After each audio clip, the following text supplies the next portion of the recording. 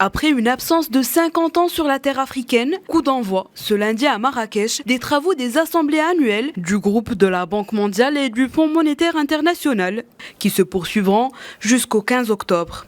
Ce rassemblement est l'occasion de faire entendre la voix de l'Afrique et des pays du Sud, mais aussi de mettre en avant l'engagement immuable du Maroc vis-à-vis des pays africains grâce à la vision royale de la coopération Sud-Sud.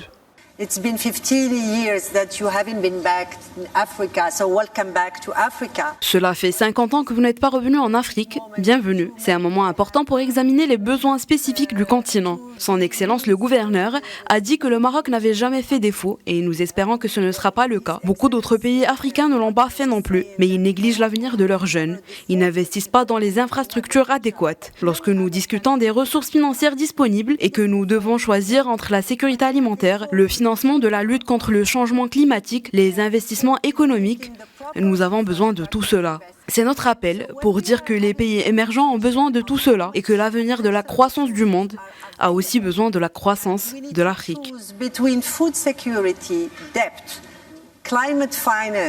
Ce Gotha financier et bancaire mondial connaît la participation de l'élite économique et financière au niveau international pour débattre des grands enjeux liés notamment aux politiques de financement, à la croissance économique et au changement climatique.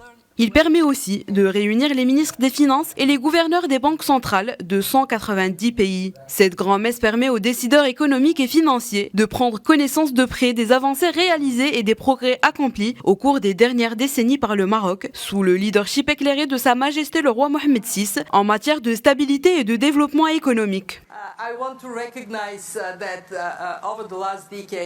Je tiens à reconnaître qu'au cours de la dernière décennie, le Maroc a entrepris de vastes réformes et le résultat est évident. Nous remarquons une économie dynamique avec une très forte capacité d'exportation, un secteur touristique vibrant, une jeunesse éduquée et une volonté de diversification ambitieuse pour porter la croissance à un niveau encore plus élevé.